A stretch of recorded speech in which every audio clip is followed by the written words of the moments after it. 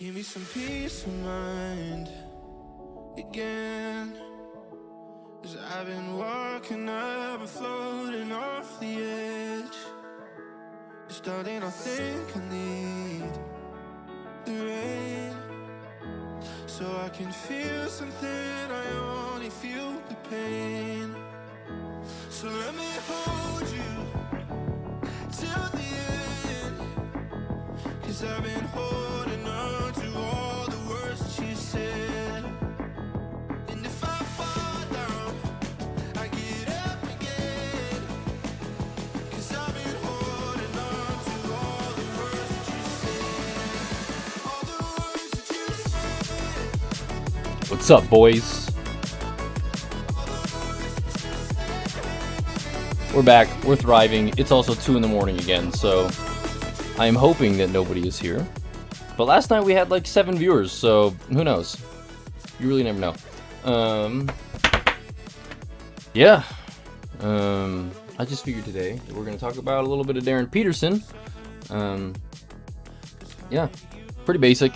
We do it every 3 days, basically, at this point. It's a cycle of Darren Peterson, Cam Boozer, and H.A. DeMonza at this point. So, today's Darren Peterson's day again. And, yeah, there is a video that was from, where they Film Don't Lie YouTube channel, where Darren Peterson did a little interview.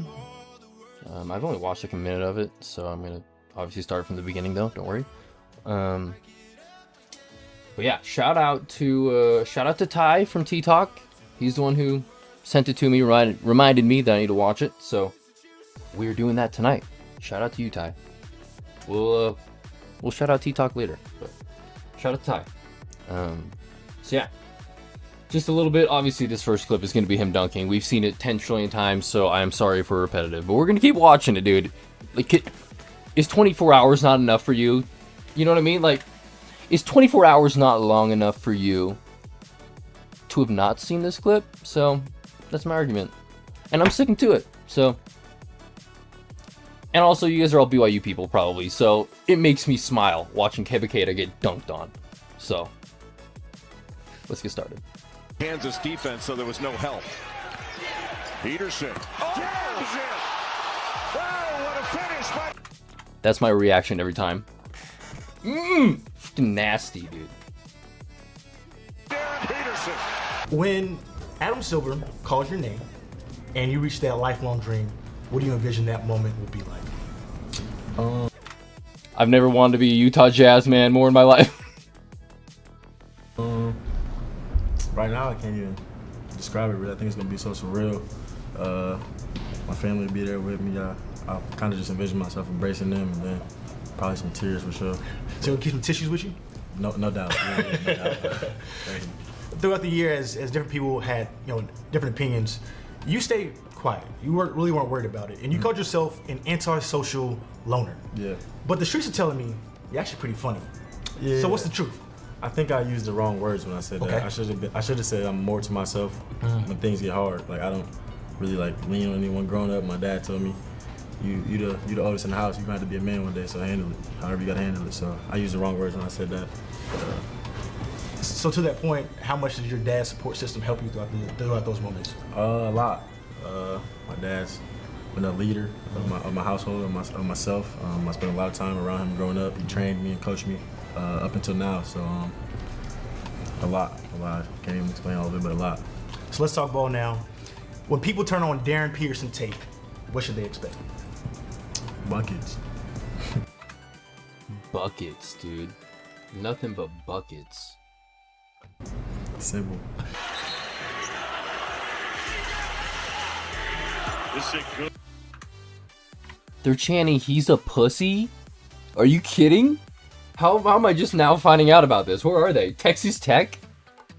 What the fuck? And the BYU people were getting mad that we were chanting, he's a Mormon? Ref's a Mormon? People were getting mad about that, but they're saying he's a pussy? And that's a... Blows my mind sometimes, dude. The scales or the fucking balances of everything. Scale and balance, I don't know. Fucking crazy, dude. He's a pussy. That's insane. Good veteran group of officials. We're gonna start with, this was in Love It, all right? So, at this moment, Red Raiders fans were calling you everything but a child of God. Yeah. And even here, you even have a smirk on your face. When you're hearing what they're saying, what was going through your mind? I'm not gonna lie, I couldn't understand what they were saying. I was smiling at somebody on the sideline. Okay. Like somebody on the sideline said something like, you're soft, but I didn't even hear. Like in the media after they asked me, did I hear? I didn't hear until after the game. Sure. Because I was wondering if it turned you up, because obviously you went on to have a really good game on that one. Yeah, nah, I didn't even hear it. So, I mean, you could say it turned me up, but I didn't hear it. For sure. So this is 9 seconds to go on the road. Playing in Lubbock is a very tough place to play. Yeah. 3-point ball game, and here you are coming off a screen. This is the reigning Big 12 Player of the Year, JT Toppin. Yeah. Big, and you raise up and shoot. Walk me through this play here. The timeout before coach showed me to make a play, and it happened to be an out of bounds play, and he came to me, tried to pump fake, see if he would jump. He didn't jump, so once his hand jumped, I just got it. I mean, that was like a receiver in the NFL. Like, watch the separation that he gets. He's just like, fucking, fuck you, bro. Yeah, out of bounds play, and he came to me, Yeet. tried to pump fake, see if he would. Like, literally pump faked him. And caught him lacking, as they would say, for a cornerback. Yeah, out of bounds play, and he Brother came to got me, shit. tried to pump fake, see if he would That was jump. so He didn't good, jump, dude. So once his hand jumped, I just got it up. So that was the for most shot, people, double coverage. this is a bad shot. Double coverage, so he does NFL. Like, technically, double teaming. If he's getting double teamed, technically it's double coverage. I'm not wrong. It's not a real basketball term, but I'm not wrong. Am I? Let me know in the comments. Am I wrong? Oh. No doubt. Why is it not for you? Because I work on bad shots. So I would say there's no such thing as a bad shot. Coach tell me if you can get it up, shoot it. There you go. And then you followed that up. You weren't done. So this is less than 50 to go. Tie ball game. What was going through your mind here? We just hit one, so this next one gonna drop. So get it up. Yeah. It was I think it was probably a mess up on their part. They was chopping the whole game, and then I seen he dropped. So can't guard me to drop. Everybody on their feet, love it. Peterson buries it. Buries it. Ha ha. What is that called, dude? Well, it's always a privilege to be in Allen Fieldhouse. It's the best venue in basketball, but the 1,000th game in this great arena. Two outstanding teams, and that are led by two super talented freshmen. All right, so obviously, I know you remember this one. January 31st. I know you're a team guy. You really weren't worried about AJ versus Darren, right? But in this moment, I actually talked to AJ about this, and he said this is one of the best environments he's ever played in. Yeah. What do you remember about this moment? What do you think you'll take with you years down the line thinking on this game here? I was really bummed out because I only could play like a certain amount of minutes. But it was fun just to we played against each other in high school, and then to play against each other on this platform. Be cool with each other, so it was just a great matchup. People hyped it up, but I guess to me and him, I bet it was just a game. So obviously, we competitors. I wanted to win the matchup, but coach was adamant the whole week, like it's not about you and AJ. Just get the win, whatever you got to do, help us win. So I tried to do that. So keep it real with me. Was there a little extra juice for you in that game? I wouldn't say so. Okay. I try to keep a level head all the games because I feel like when you try to get hyped up and stuff, it don't go as planned. So I kind of try to keep the same mentality every game. So early on, you guys got matched up. What do you remember about this play here early in this ball game? Yeah, my trainer, Coach Phil, he's been getting on me about my first shot of the games. So Are you usually taking bad shots, or how do you describe it? I wouldn't say to him probably bad. Just hard ones early makes it kind of tough because if you miss that first one, it kind of determines the rest of the game. So let's try to get close. That's what. I haven't really thought about it. You guys can let me know in the comments. Does he have a quick first step? I haven't really like watched enough of this stuff and like thought about that. Like, does he have a little Colin Sexton to him is my question, you know? Like, Keontae's got a decent first step where you can get around to get, but I don't know. Interesting. Something to think about. Also, that's something, dude. Jasmine, if you guys are watching, dude, that's my suggestion to Javin's next terminology thing. First step, dude. And not the moon mission. Basketball. Alright? That's my suggestion. I try to say get close on my first shots. Back in the 90s, if you were playing the NBA, the right to left. Yeah, That would have had you on GOAT status. Facts. My uncle actually texted me and said like the Michael Jordan finish. So yeah, for sure. Nice. So, why'd you laugh? I'll let you explain it to me. Cause I just remember, like when I watch film, I always remember what I did on the play. So what'd you do? Got steal. Flory tried to screen. I'm like, if you screen, they probably gonna guard me with two. So just watch out. Let me get this one-on-one. So you wanted the matchup here. You liked what you saw. His gather is extremely underrated as well. I mean, that's gonna be a given with like AJ and DP. Like, that's nothing. Like, come on, Zach, that's nothing new. But I don't know, dude. There's not a lot of aspects on DP's game. In fact, there's not any aspect on DP's game that I do not like. It's just the injury concerns. And then you watch interviews like this. We still got a minute left, so we'll watch it. But you watch interviews like this, and like, how do you not like him? Like, if you can like Shea, why can't you like Darren Peterson? You know what I mean? So I guess the cramping is the only issue, and if that's the only issue, dude, I don't know. I don't have an issue. We'll see. Maybe Cam Boozer's the stud that everybody wants, and AJ falls. I don't know. We'll see how the cards fall in a week and a half, 2 weeks. But for right now, dude, if DP's there at 2, what the fuck are we doing, bro? At this moment. Yeah, he's trying to get. I like what I see on everybody. Yeah, no, for sure. I mean, cause you ain't on the screen, so I just. Yeah, I say what, like, cause 2 people gonna guard me on the screen, so just get out the way of me. Sure. Obviously, AJ is 6'9", 6'10". He's a long defender. Do you even see him when you raise up here? I did not. Yeah. I gotta show this one. Laughing again. Caught up body on 2 fellas. Yeah, that one's crazy. Walk me through this one. I think it should have been a foul. If I got a foul, I would have celebrated. Everybody was saying, like, this is when they were saying, I don't care about basketball and stuff because I'm certain stuff, but I didn't get the foul call, so I had to get back. Coach probably would have tweaked if I would have stayed down there yelling and they scored, so let me just get back. I got the dunk, I got the clip, I don't need to celebrate. If you did celebrate, what would it have been? I saw the Kansas one. Yeah, it would have been probably some cuss words, some yelling out all the time. See, guys, if DP can swear, if he can say some cuss words, I can say some cuss words, okay? We're all equal. Right? So, if you disagree, dude, get the fuck out of here. But yeah, dude, that's the DP little segment. Interesting.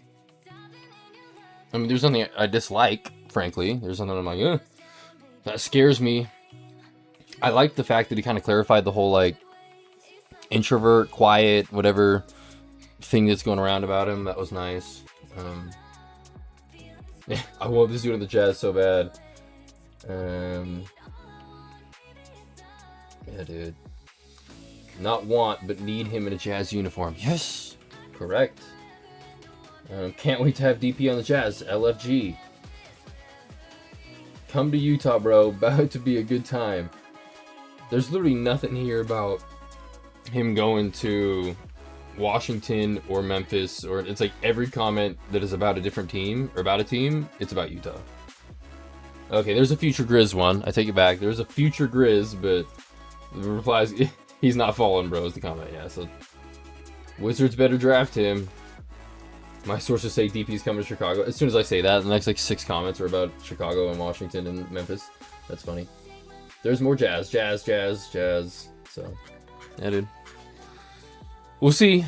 We'll see. And then we have, other than that video, we have another 11-minute video here that we're not going to watch all of it. I haven't even watched the second, so I don't know if it's that good. But they're talking about why Darren Peterson should go over AJ DeBonsa at number 1 overall. So that's just the title. I don't know what they're going to say. So, we'll see. But I figured we can just watch this, and then once we're done watching this, then we can probably do a little Twitter scrolling and then end it for the night. Again, it's 2 in the morning. I'm trying to keep it under 45 minutes-ish, so we'll keep it around there. But yeah, give this a listen. To where they take it and why? This is tough because I do think there's the clear top 3 guys, Darren Peterson, AJ DeBonsa, Cam Boozer, and I don't really think there is a wrong pick between those because I think all 3 of them fit really well with how that roster is currently constructed. the Wizards obviously made the big trades at the deadline for Trae Young and for Anthony Davis. Anthony Davis's future there is a little, let's say, up in the air. Who knows? So I do think all three of those guys fit with the older vets, with the younger core, but I just got to go with the best player on my board. I'm going to go Darren Peterson, shooting guard, freshman from Kansas. This is, I think, the best guard I've ever scouted since I've been producing content in the space. His two-way versatility, his shot-making versatility, his ability to play on or off ball, the fact that he put up some of the most impressive numbers from a freshman guard that we've ever seen, despite having a horrid year at Kansas, I think screams how talented this guy is. The playmaking wasn't good this year. Austin and Danny, we cannot pass on him. Please, dude. Please. That's all I ask, okay? He's the best guard prospect this guy's ever seen in his life, or whatever the fuck he said. And I imagine this guy knows what he's talking about. He's got a bunch of no ceilings draft shit behind him, so I would assume he knows what he's saying. Shit, boys, come on. You know what to do. If DP's not taking one, you know what to do. And if DP's taking one, you know what to do. It's that easy. Fuck. I love you, Cam, but... But I think there's a lot more there as a secondary guy. I think he fits alongside Trae Young really nicely. I think he fits alongside Bilal Coulibaly, Keyshawn George, Alex Sarr, Anthony Davis really well. And with those already established pieces on the roster, I think he's going to be able to come in early, be that dynamic off-ball scoring guard, be that dynamic secondary creator, have the decision-making responsibilities a little more simplified for him, while also continuing to improve on the defensive end. So I just got to go best player available here, and for me, that's Darren Peterson. All right, I'm going to give you guys a little bit of inside baseball here, right? Because we have a group chat set up where if someone makes a pick and you think that there's you got to take on it, you think it's a little bit outlandish, send a message in the group chat, let us know. Goodman, after that pick, just says, me, 3 exclamation points. So, Jeff, take it away, sir. Well, here's the deal, and Rob knows this. I was probably the first one to say Darren Peterson was the #1 overall player 2 years ago. So I'm not saying I don't love the kid. I love his ability. I love his talent. I love all that. I question his competitiveness right now, and I'm not the only one. I understand the full body cramps in the preseason. I understand the dad was involved. I don't question his competitiveness at all. Especially when we're talking about the NBA level, okay? Like, that's the peak. I understand, like, not wanting to play second halves of games. Like, you don't want to get hurt because you're basically guaranteed a top 2 pick unless you tear your Achilles or ACL. Like, I understand those kind of arguments when guys are like, hey, you know, load management kind of conversations. I understand that for college players that are like projected top 5 picks. Like what if Zion had broken or torn whatever ligament in his foot when he broke that shoe? If you guys remember that, you know what I mean? Well, like, would he still have been taken 1 overall if he like torn his Achilles? I say Achilles every time, but like, you know what I mean? Some major tendon down his leg area. Would he still have gone #1? Probably, but you know what I mean? So he could have fallen, like that was the RJ Barrett year, the Cam Reddish year, like he could have easily fallen down to 3 or 4 if he had done something catastrophic. So that argument for those top 3, top 4 prospects, I've never had an issue with them not going really hardcore in college. Especially if you're on a team where your second best player is Flory Badunga. You know, and your guard that you're with is Melvin Council. So I get it. I understand that. And I would understand it even if Cam Boozer did it, but like the argument there is that he's at Duke and they're very competitive, so like you gotta try. And same with AJ DeBonsa's, like the whole BYU, the pro system, like he was trying to figure it out and learn it. But for Darren Peterson, like, why? We weren't gonna, like, were they gonna win this year? Somebody let me know if there's a Kansas fan out there. Like, from my perspective as an Arizona fan, where they beat us without Darren Peterson, I still would have been shocked, like baffled if they made it to the, I don't know, Final Four, Elite Eight. Like I would have been like, no way. So I don't know. I don't subscribe to that whole ideology of like his work ethic is. I think if he's on a competitive roster in the NBA, there's not going to be a fucking problem. All these dudes, AJ, Darren, Cam, doesn't matter. All of them would love to win an MVP, a Finals MVP, a championship. I don't doubt that for a second. So, whatever, dude. Whatever, whoever this guy is talking, we'll let him continue here in a second. But, like, my opinion, I'm not worried about that shit at all. Like, unless Darren wants to get in the NBA and keep getting, like, minimum contracts anywhere from, like, 10 to 20 million a year and be, like, a bench guy that, or a guy that plays like a D'Angelo Russell kind of career. If he wants that, then go for it, brother. Like, it, you know what I mean? Like, that's, even if we had D'Angelo Russell on this team, prime D'Angelo Russell, like, I'd be, you know, I'd much rather him turn into Michael Jordan, but you know what I mean? So, like, if the competitiveness is the problem, which I don't think it is, if the personality is the problem, which I don't think it is, then I don't. If the basketball is not the problem, if the shot making is not the problem, if the defense is not the problem, if the scoring is not the problem, if the fucking athleticism is not the problem, if the size is not the problem, then what is the fucking problem? Tell me. Is the creatine thing the only problem? I know it's a problem, but people are making that to be way bigger than it's supposed to be.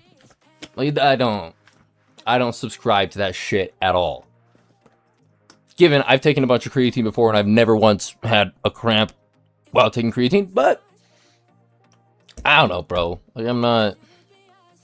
If we draft him and then he ends up not playing and cramping and I look like an idiot, then I will make another video or a stream where I'll be like, I was wrong, dude. F this guy. He doesn't want to play for, like, I'm open to that. But as of right now, pre-draft, before we possibly draft him, I have zero worries about any of that shit. You know what I mean? Like, you could look at John Morant and look at his background, look at his dad, look at all that stuff and be like, in hindsight, dude, him owning a gun and, like, flexing, like, that's not surprising, let alone taking it to a club. Like, we can ignore that, or pointing it at a high schooler. We can ignore all that. Just, like, the fact that he can, like, would do that is not, that wouldn't have been crazy if you would have told me that in 2019 when he was drafted. Or 18. No, never mind. I would not have been like, whoa, John Morant, that guy? Like, but I don't think any of these three guys would do that. If you look at, like, their family background, I'm like, nah. Zero worries about them being, like, an off-the-court issue or a distraction or a lack of competitive, like, that. None of that is an issue to me. So, I don't know. We'll have more data to go off of whether we draft him or not in the next year or two. So, I own my right to come back and change my opinion. You know what I mean? Like, everybody changes. Everybody evolves. If you look at, like, my political and religious views 10 years ago compared to now, they're completely different. So it's like, my opinion on Darren Peterson is fluid. It can change at any moment, okay? But as of right now, and I've been consistent for at least a month, you guys have documentation of that. And I think I've been this way for at least a year and a half, probably. DP's my number one player. I'd take him number one. And I, again, will always draft best player available if you're in the lottery. If you're 15 to 30, I get it. Like, if you're the Oklahoma City taking Thomas Sorber, like, he's in the range and he's the best fit, like, that works for me. But if you're taking lottery, and you can maybe even argue like 10 to 14, maybe fit kind of situations, your top 10, it's BPA. It should be BPA every time. And if you're not doing that, you're a shitty GM. Sorry. You look at every good GM ever, and they all drafted BPA. Pretty much. There are certain instances where it's BPA and fit, and it doesn't really work out, like a James Wiseman situation. Because, like, I mean, who was their GM at the time? Was it Mike Dunleavy? I don't know. It was somebody, right? And the Warriors are not a bad front office. They're very good. So, even the best GMs can make certain mistakes on fit and sorts of, but generally, the best teams, the best drafting teams, take best player available. Look at Oklahoma City with AJ Mitchell. How fucking good is AJ Mitchell? Like, what? Out of nowhere, who's this kid? Do you think they were like, we've got this second round pick, but we've got Shea, we got Kaysen, we got Dort, we got Caruso. Like, it just, you know, I think we're going to do best player available. We're still going to take him. You know, like, could we use a good backup forward or a 13th man on the bench that can help our guy? Like, sure.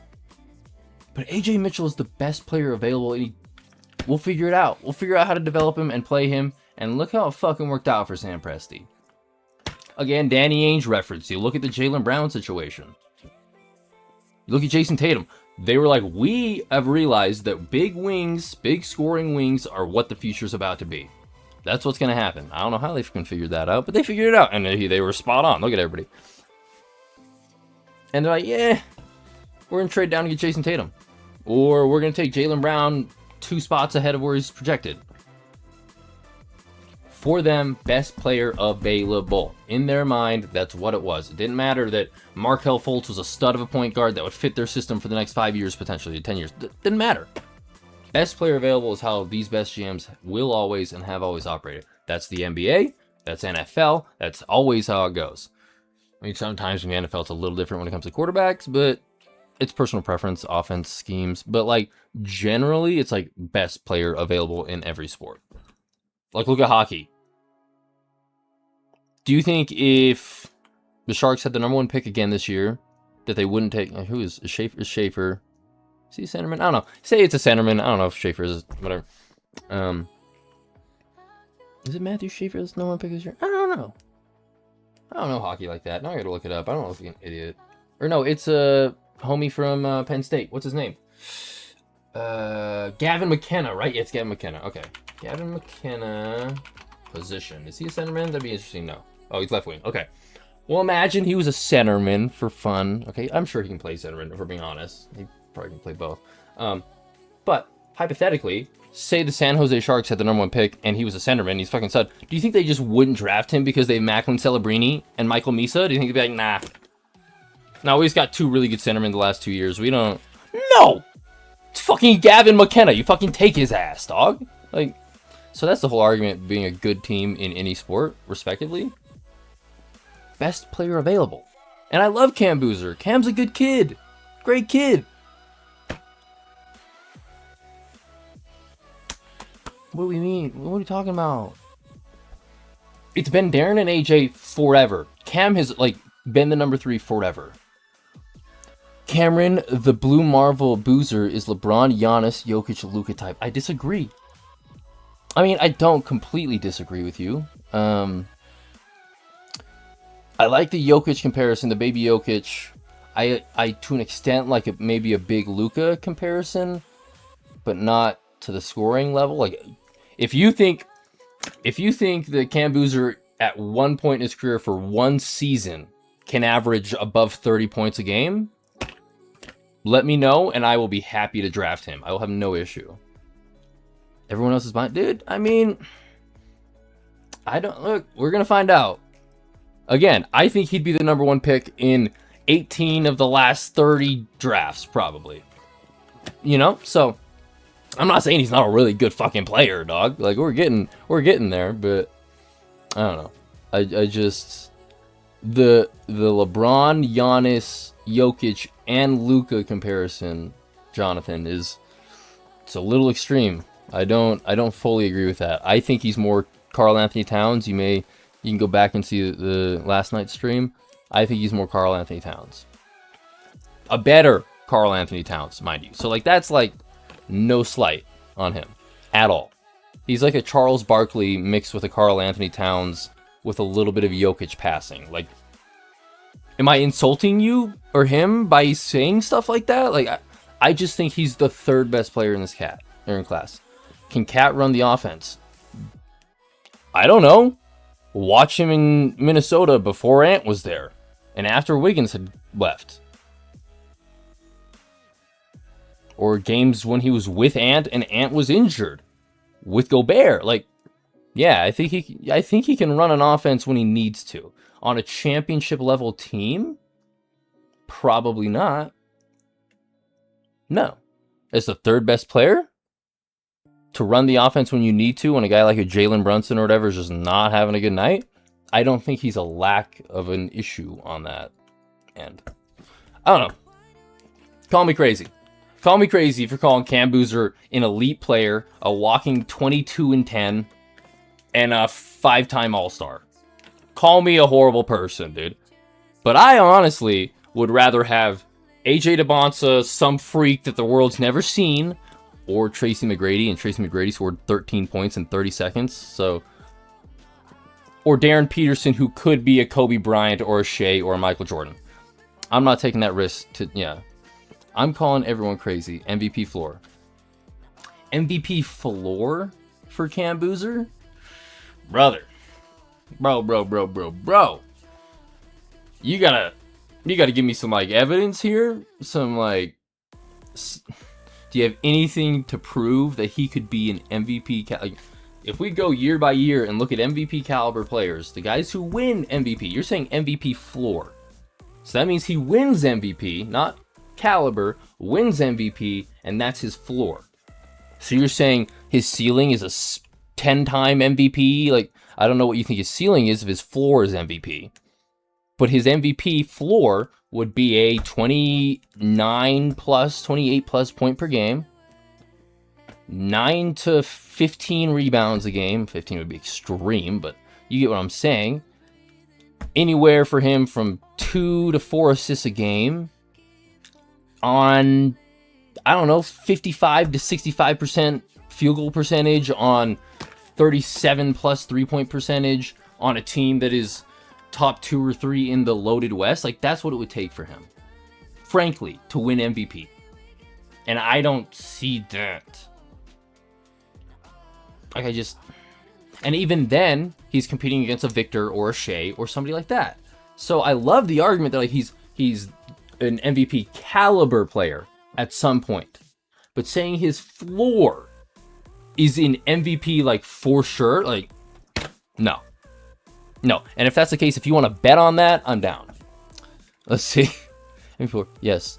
30 points, 80 assists, 60%, 60% from the field, 40% from 3. He had one shooter on Duke. Yeah, and it was his brother that he fucking knows better than any person on the planet. They shared a womb together. So, like, that's, like, whatever. I don't see 8 assists. I'd love it. It would be sweet. I'm not against it. I mean, if you want to count, I mean, I'm sure he was good percentage-wise, Isaiah Evans.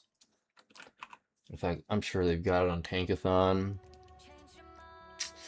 I mean, there's probably a reason he's going in the late first round, you know? He can't be that great of a shooter, you know?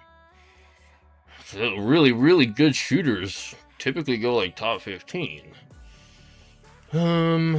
Isaiah Evans. Damn, dude.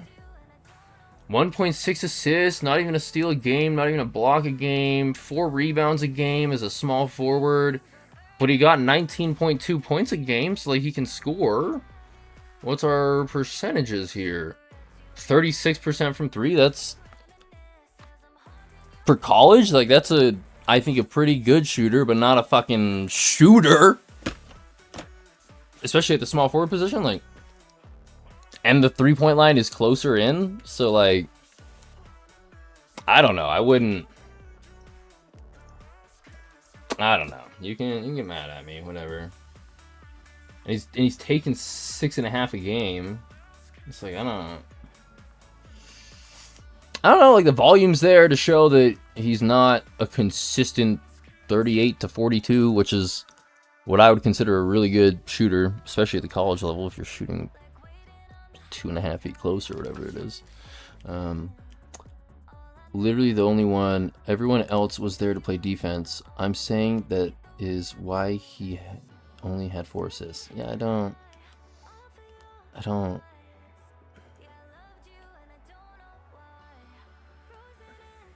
I still don't think that's like. I think if that's the case, if he had his brother, who he's like known his whole life, who is a good shooter, he should be getting more than 4 assists. If he's like, if he runs the offense, if he's got the ball every possession, like he pretty much does, and you say Isaiah Evans is a good shooter, which I don't think he is. 36 is like average, above average, but not like elite. And then Caden was a good shooter. I don't know his numbers. I should look up his numbers, but he's not on Tankathon. On Duke specifically, and John Shire's like, I don't think, if you think Cam Boozer scoring 4 assists in college means he's going to have 8 assists plus in the NBA, I'm for it, man. Like, that's super cool. Show me the analytics that would show that. I'm on board. I have no issue with it. But in my head right now at 2:36 a.m., it doesn't compute. I don't, again, he's amazing. He's cool. But look at Darren Peterson and AJ DeBonsa. One of the two of them is going to be available for the Utah Jazz. Not hockey club. Jazz. Okay? One of the two of them is going to be there. I love Cam Boozer, but if you can truly give me... And this isn't like...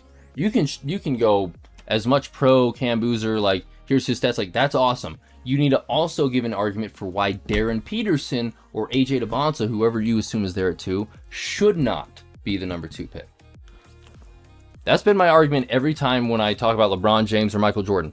You can give me all the Michael Jordan 6-0 or the LeBron James 10 finals or 9 finals in a row, whatever it was. You can give me all that, but you also have to try to disprove the other guy. That's the debate. You can't just be like, this guy's the greatest and then ignore the other stuff. So, like, yeah. Had 2 less dunks than AJ DeBonsa, but someone he can't dunk.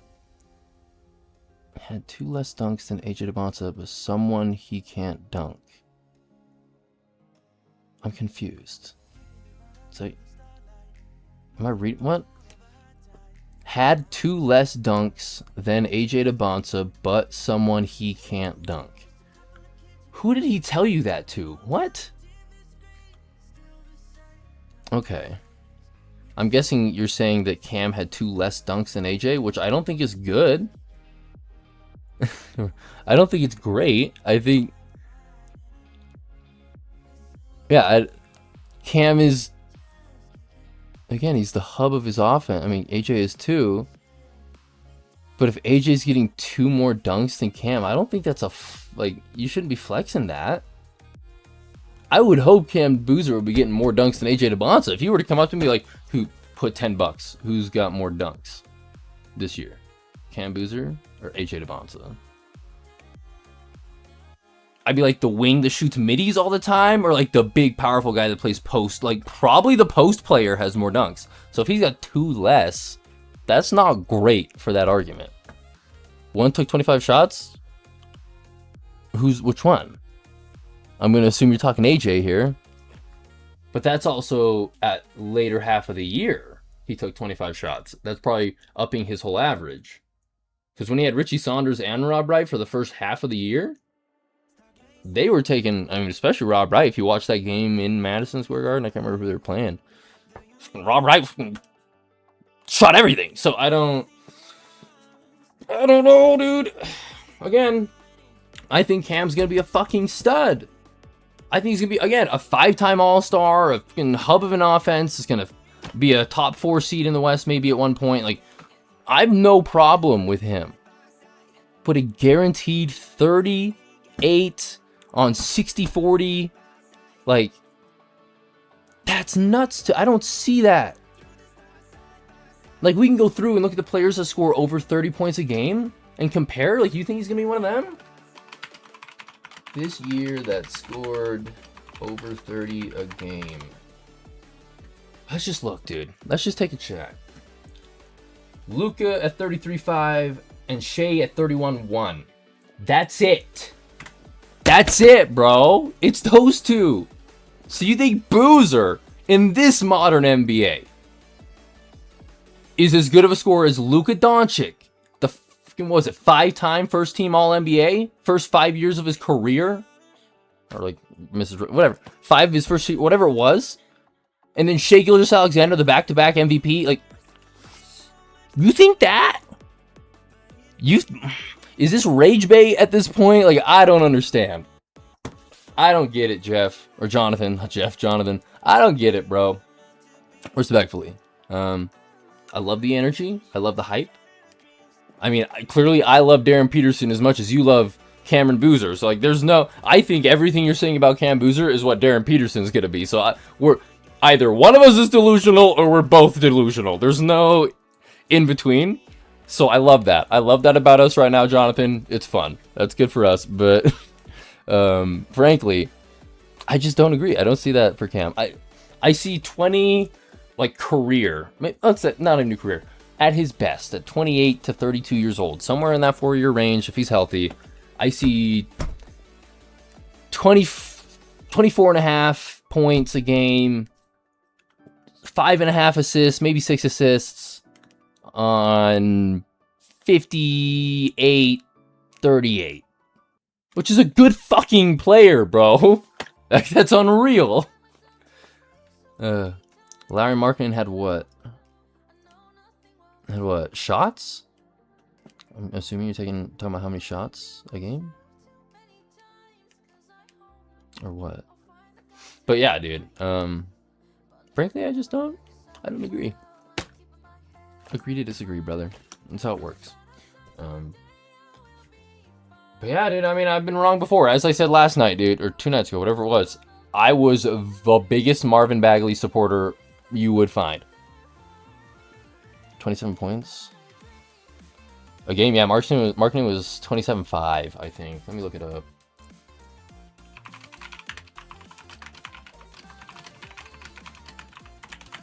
Let's see here. I'll do this so you can see it too. 26.7. So yeah, not even 27. So yeah. Okay. Do we need to watch Markkinen highlights right now? What? Yeah, I disagree so much. So much I disagree. Yeah, let's just do NBA scoring leaders 2026 regular season. Let's just look at it all, huh? Ant at 28.8.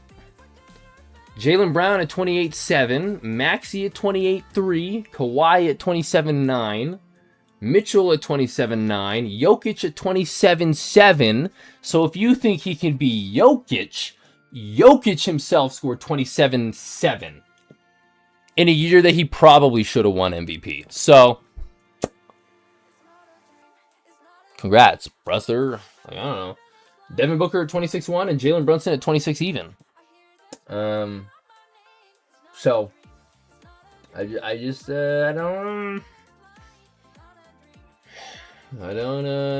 don't agree with you, brother. I don't know how we've been talking about it for I think 10 minutes at this point. I just don't agree. I don't know what bit W means. I'm assuming you meant to say by the way with an I in it. I don't know. But yeah, dog, I love the banter. I love the conversation. You can come in here and talk this crap anytime you want, Jonathan. I'm on board. Give me something to think about. But no, I don't. Those numbers are crazy to me. Best in the world. You think so? I don't, brother. I don't know if you're just rage baiting at this point or if you're the biggest Duke Glazer of all time. But I don't know when you started watching Cam Boozer, but I've been watching Cam Boozer since he was 9, maybe. Probably 9 years old. And I never in my life have seen a 28 plus point per game guy. Never. Ever, brother. So, like, you do you, man. You can watch as much Duke highlights as you want, but I've watched a lot of Cam Boozer game tape over the last, whatever it is, 10 years of my life, 8 years of my life. I watched a lot of it, so I'm not on agreement with you. But again, I do appreciate the banter, dude.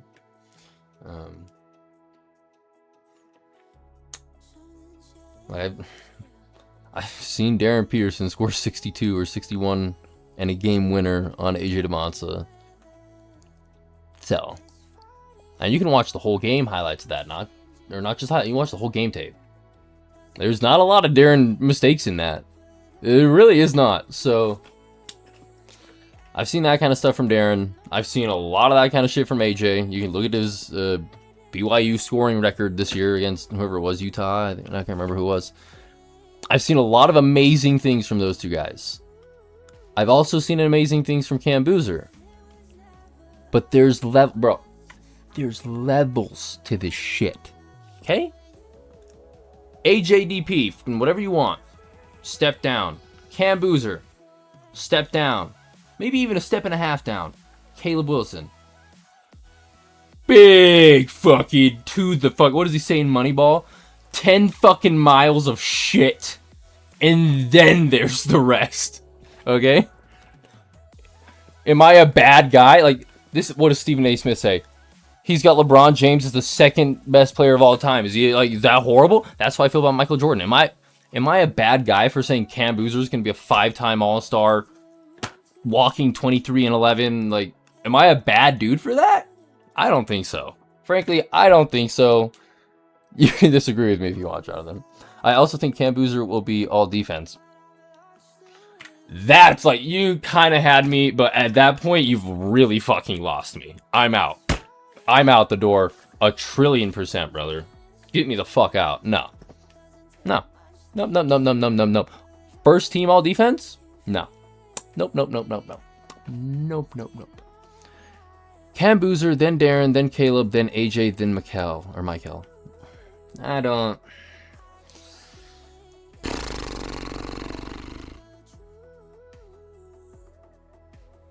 Have our rankings, man. This is the debate. This is what the debate has been for the last year, but that's really what it's been the last month is your rankings. But I get it. I see the Cam Boozer upside. I understand the analytical people. Whatever. He's the number one player in the class. I don't necessarily disagree with that. I wouldn't take him number 1 or number 2 overall, but I see what the people are seeing. I see what you're seeing. But having Caleb Wilson above AJ DeBonsa might be the most clinically insane thing I've heard in the last month and a half. So, with all due respect, Jonathan, I recommend getting on some kind of antipsychotic. You know, there's a lot of them. I shouldn't give medical advice, so I'm not going to, but I recommend getting on some kind of antipsychotic and figuring it out, dude, because Caleb Wilson is not over AJ DeBonsa. Never has. Never will, frankly. Like, unless Caleb Wilson turns into Kevin Garnett or Giannis. And even at that point, I don't know if he'll overpass AJ. So, I love the thought. I love the argument. But no. But I do agree. I do agree with you, Michael Brown at 5. I 100% agree with that. If you look back at the last 2 weeks or so, I think early on I was like, Darius Acuff, maybe. Like, nah. Michael Brown, I've decided over the last week or so, like, again, you can't get taller, really, at this point. So Michael has the size. He's got the shooting. He's like Trae Young but bigger. So Michael Brown at 5 to the Clippers, fucking beautiful. I don't disagree with that. Good draft though. Yeah, dude, great draft. As I've been saying, I've been realistically like watching. I don't want to say like. I've been scouting these guys. Like, I'm a fan. I enjoy watching prospects. It's since I can remember. From Dad, I don't know if you're there, comment, but like since I was like 10 years old. Given I'm 27 now, so you can do the math in your head. It's quick. 17 years I've been doing this.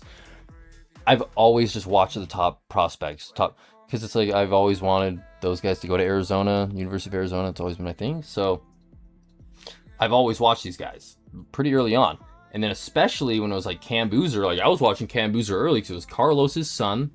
There was always, again, the Utah tie, and you knew eventually he'd go to Duke if he was going to go to college. And he kept getting better and better and better every year and kept getting bigger and bigger. You'd be like, "Rah." And then AJ kind of came out of nowhere when he was in Boston area, right? Massachusetts. Then he kind of came out of nowhere.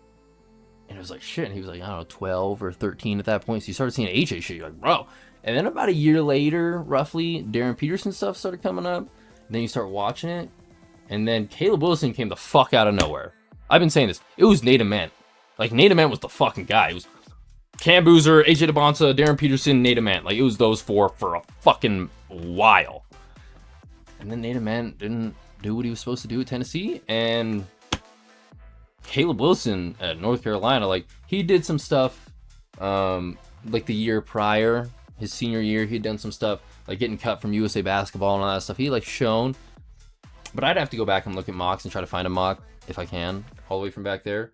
But I don't think Caleb Wilson was projected in the top, like, 8 or 10 until, like, right before the college season, midsummer last year. So it's interesting. I don't hate Caleb Wilson, but I think if you're gonna be picking top 3 or top 2, especially in this draft, you have to look at body of work, all of it. Upside's amazing. Upside is fucking phenomenal, but it's best player available, not best upside. Who's the best player right now? Period. Right now. All around, probably Cam Boozer. Right now, it's probably Cam Boozer. Frankly, it's him or AJ, I would think. But that's just because the Kansas stuff, all the situation with Darren, his body of work the last year and a half has not been good.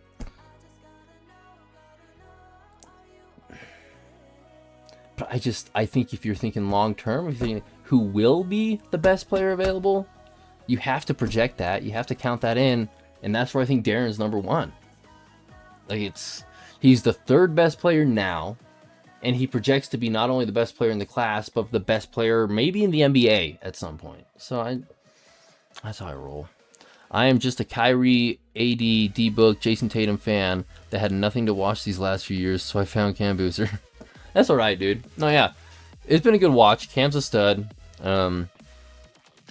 I don't necessarily like the Anthony Davis follow. I love Kyrie. Big fan of Kyrie. I like Jason Tatum, except for when he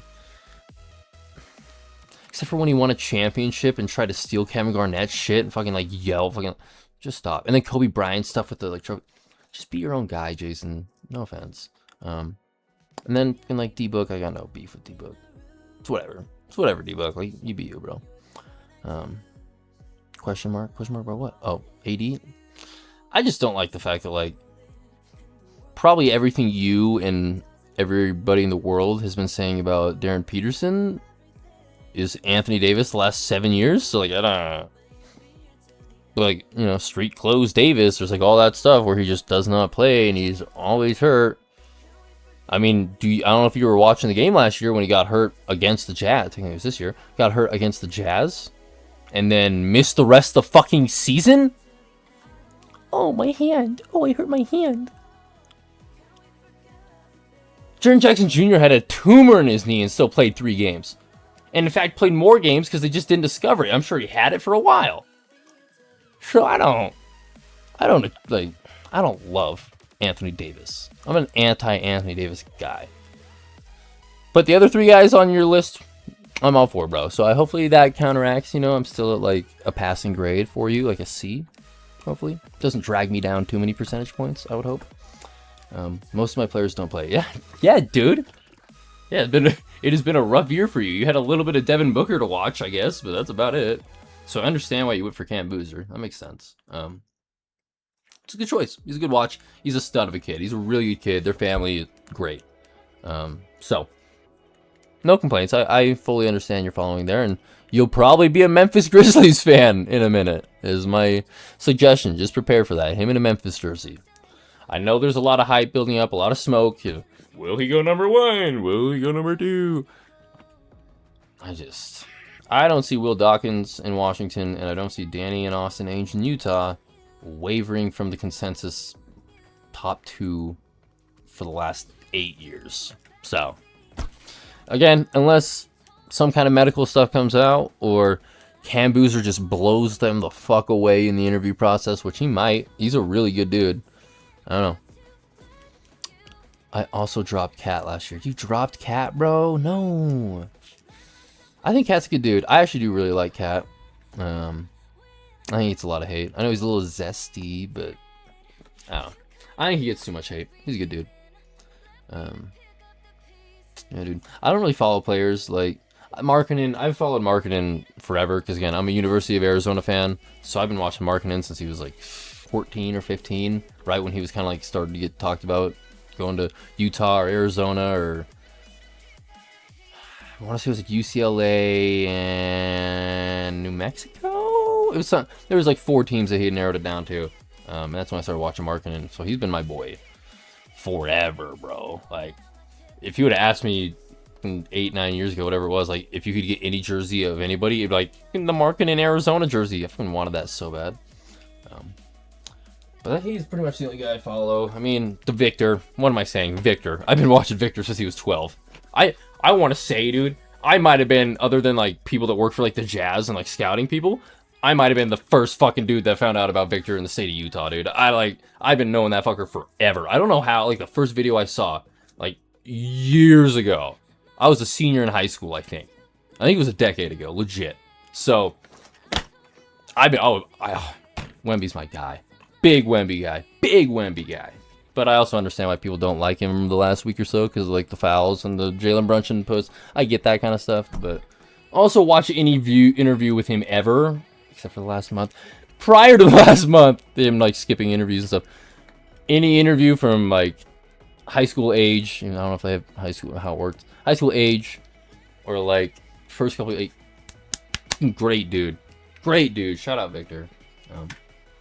Yeah, shout out Jonathan, dude. Thanks for the comments and the conversation. You really got me rambling. We're already at longer than we expected to go. So, I would like to get back to what we were listening here. So I'll try to let this guy wrap up because I cut him off. I'm sure you guys that are watching back are probably like, fucking get back to that video. You've been talking for 25 minutes. So, we'll get back to whatever the fuck this guy was saying. Talking about how Darren Peterson is not competitive, like a fucking idiot. So, yeah. I don't want to go watch Memphis. I don't know what to tell you, Jonathan. You're going to have to watch that shitty franchise for a couple of years if you're a big Boozer fan, I think. And by a couple of years, I mean maybe the next 10 to 15. So, that's why I want DP, dude. I want to watch that shit on my team, dude. Yeah. We'll get back to this shit. And then we'll do a Twitter scroll for like 5 minutes. We'll keep it really short tonight. And then we'll do our nightly shout out. I would like, now that we're at 57 minutes, I said earlier I'd like to keep it under an hour, under 45 minutes like I do every night. But Jonathan came in and we had a little conversation, so it worked out well. There's no complaints from me. And so I'll try to keep it under an hour and a half now. And I think the next 30 minutes we can definitely get some Twitter in and we can get some shout outs in. So we'll do that. I appreciate you, Jonathan. Hope you can come back more streams, dude. Good chats. Yeah, we'll get back to this. Probably telling him to tap out the first time he felt any sort of twinge in any part of his body from head to toe. But again, we still go back to the fact that we did not see the same Darren Peterson this past year that all of us saw 2 summers ago. When, again, I thought he was the clear-cut number 1 player in the country at that point. And I'm just still worried. I'm just worried up here. I'm worried something up there. And again, I'm not going to say he's Markelle Fultz because he's way more talented. Again, he is the... If he becomes Markelle Fultz, I will... somehow, some way, find a way to jump out of an airplane without a parachute. And that will be a guarantee. Okay? Most talented player in this draft. But A.J. DeBonta is the safer pick. I think if you're Washington right now, I think it's very hard right now to roll the dice on Darren Peterson and the questions with his competitiveness when you've got a guy like A.J. DeBonta on the board, who to me is a lot safer pick with the upside of still being maybe a top 10 player in the NBA in a few years. Yeah, it's pretty crazy to say. All right, dude. That's enough from this shit. But yeah, he tried to explain himself, but I still disagree, bro. I don't think he lacks any competitiveness at all. I think every time he's ever been on the floor, he's been the best player on the floor for one reason and one reason only, because he fucking wanted to be. I think it's that simple. I don't think you become the best player in your respective age of any sport, for that matter. It could be fucking... It could be a spelling bee, dude. I don't give a shit. If you're the respective best at your sport, at your age, or whatever, it's probably because you fucking wanted to. There's not many people that just luck into that. You know? You think like LeBron James just lucked into being the best player in the world? No. He fucking tried. He worked at it. He wanted to be that good. It's not just the genetics. He trained. He fucking learned offenses, learned everything, figured it all out. You know what I mean? So like, I don't like that whole idea, dude. His competitiveness, he wouldn't be this fucking good if he was not competitive. If you think he's gonna have like mental health problems at some point, you can say that. You know, if he thinks he's gonna turn into a Jaden Ivey or a Markelle Fultz or a fucking somebody like that, then yeah, sure, maybe things happen. A Ben Simmons kind of like maybe, but if it's his competitiveness, no, I don't attribute any of that to Darren Peterson, frankly. Let's see. I refuse to watch this video because I know they will call Boozer love again. Oh, is this from the same people? Do they say that?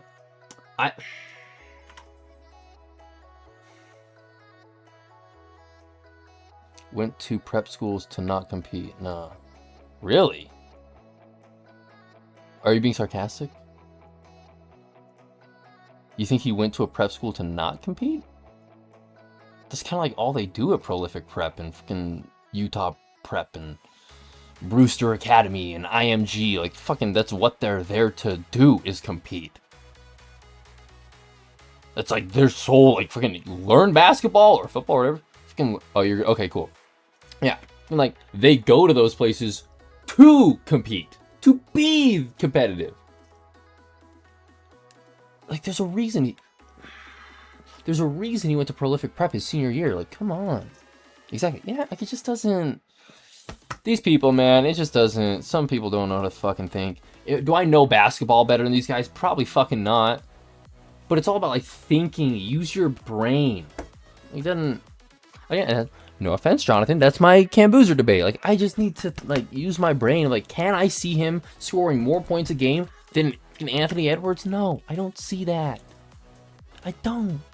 But that's the fun. That's the fun of it all, brother. But yeah, not competitive. Fucking horrific take. That might be the worst take I've seen in a long fucking while, dude. Again, if you think he just doesn't have the mental capacity to be a really good player, and all, sure. Competitiveness, fucking dumb. Fucking dumb. In fact, I don't know if you could find a player in the NBA that's not competitive. Like, find me one that's not competitive, because he's probably not going to be in the league much longer if he's not. So, unless they're betting on their own games and they're, like, not being competitive on purpose, then that's a different story. Michael Porter Jr.'s brother, whatever your name was. Alright. We'll do some X trolling, boys. Then we will do our nightly shoutouts and we'll wrap it up. Here's from Art Cummings, dude. Shout out to Art Cummings.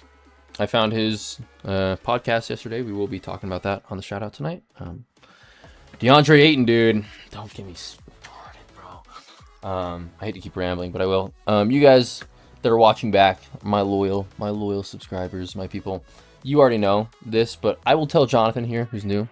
Again, I'm a University of Arizona fanboy, born and raised. Like, everything else for me is Utah sports, except for the Philadelphia Eagles, because we don't, and LA Dodgers, because we don't have an MLB or football team, obviously.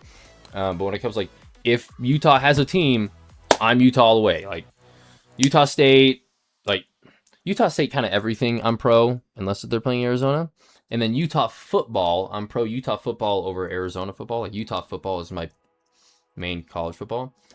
And then BYU, frankly, I don't really care for. But it's more fan base for me rather than the school itself. So, doesn't matter.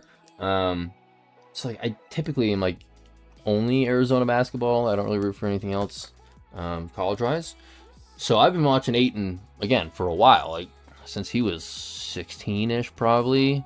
When he was, again, rumored to be going to Arizona. Then Sean Miller paid him a lot of money to play in Arizona. You could debate that between yourselves. Like, I don't have a full opinion on that. But DeAndre Ayton comes to Arizona. But then I met DeAndre 2 times when he was in college. Not like long conversations, but enough conversation with him when he was 18 to be like, I don't know if his like maturity level is there or if it will ever be there. Because again, I said like last week, he was kind of like he was like a 14-year-old's mind in an 18-year-old's body, which doesn't sound crazy now that I'm an adult, because like an 18-year-old still has like a really young, mature mind. But at the time, because I was the same age, I think me and DeAndre are the same age. I want to say he's 27. I think he's 27. Yeah, he's 20, okay, so he's my age. Yeah, he's like 6 months older than me, roughly. So the whole argument of like him going number 1, I got it. I was such a homer. I was like, went to Arizona. I think he's gonna be great. I want him to go number 1. But again, I was like, Marvin Bagley's the fucking shit, dude. Like at that point, Jason Tatum had just gotten drafted. Jaylen Brown was not tearing it up. Like the whole wing model, especially like the Duke wing model, was kind of starting to like flourish. It was showing itself. And so I was like, dude, because I thought Marvin Bagley, and you can go back and watch the tape. I don't think I'm wrong for saying this now. I think Marvin Bagley was the better prospect compared to Jason Tatum or Jaylen Brown. So like that whole model at that time, or like maybe even Andrew Wiggins. Like Andrew Wiggins was probably like the first like, or what is this, kind of guy. Maybe like Michael Gilchrist was up there too, but Andrew Wiggins kind of like started the mold, and then Brown, and then Tatum, and so I was like, dude, fucking Marvin Bagley's about to ball, dude. This guy's about to be the shit. Went to Duke, Krzyzewski offense and defense fucking mind, figured it all out. He's gonna be great. And again, I knew the DeAndre Ayton situation, so I was like, who knows? He's got the body for it, but I don't know if his mind projects out. Fucking, not only was I right about DeAndre Ayton, I was way fucking wrong about Marvin Bagley, but he also got drafted to Sacramento. So I don't take that with a grain of salt. You know what I mean? Like, look what they did to Jimmer. Anything can happen. But I don't know. What I'm saying is I didn't have a lot of faith in DeAndre, which I had more faith of Markkanen coming out of college than I had DeAndre Ayton. And DeAndre went 1 and Markkanen went 7. So I had more faith in Aaron Gordon, and Aaron Gordon went 4th or 5th. What fucking, yeah. So called Wiggins the next LeBron. So many people, bro, what was it? Maple Jordan was his nickname? Right? Wasn't it Maple Jordan? Fucking crazy, dude. Yeah, but that was also, they gave RJ Barrett that nickname too. Wasn't he also Maple Jordan? I don't know. I might have been mixing up names there, but I just know that, yeah, everybody was like, fucking Andrew Wiggins is the shit, dude. They thought he was gonna be so good. Which he was like a decent player. He's a one-time All-Star. Andrew Wiggins, the one-time All-Star. But I was so high on Marvin Bagley, and fuck, what a mistake that was, dude. Oh. And I will always use that as an example that, like, I don't know what I'm talking about. All these people don't know what they're talking about. Adam Finkelstein, Woj, it doesn't matter. Gavoni, everybody fucks up. Nobody gets this shit right. But as of right now, AJ and DP are 1 and 2. Take them however you want them. I would take DP 1, but if you would do it the other way around, fine by me. And Cam is the next level down. Could I be way fucking wrong in 10 years or 7 years or 8 years? Yeah. Look what I did with Marvin Bagley and DeAndre Ayton, dude. Fucking way off. But, anything can happen. In fact, who was all in that draft? 2018 drafts. Oh, shit. Sorry, I can't use my numpad, dude. I always forget. My numpads where my hotkeys are. 2018 NBA drafts. Oh, this is the Luka one. Oh, yeah, fuck. We did this the other night. Okay, yeah. Fucking biggest mistakes of all time. How did I remember this? We talked about this last night, I think. Or the year before, or the night before.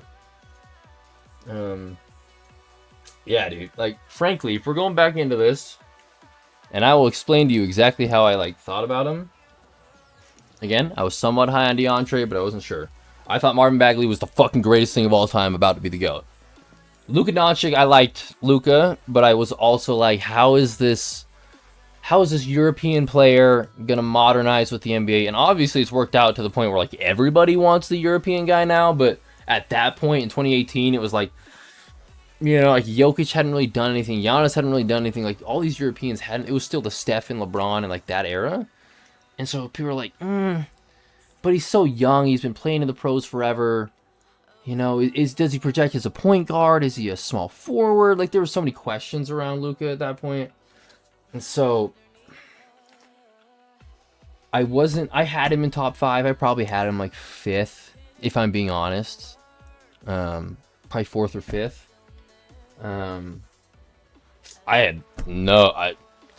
I was correct about Trae Young. I was like, this dude's fucking 5 feet nothing. What is he gonna do? And he weighs as much as I do. So I never thought Trae Young outperformed my expectations. So shout out Trae Young, I guess. And then Jaren Jackson Jr. I was pretty like neutrally high on him. Like whatever the consensus was in the world, I pretty much was pretty equal with that. I thought he was gonna be good. I didn't think he was gonna be like fucking super, super good, but he'd be pretty good. And he's lived up to that. He's been pretty good. You know, defensive player of the year, 26 years old, all that. So I'd say he's arguably outlived his expectations. So yeah. And then yeah, this was the whole deal. You can go back and watch my clips on this. Fucking Wendell Carter goes 7, Colin Sexton goes 8, Mikal Bridges goes 10, Shea goes 11, and who goes 9 to the Knicks? Kevin fucking Knox.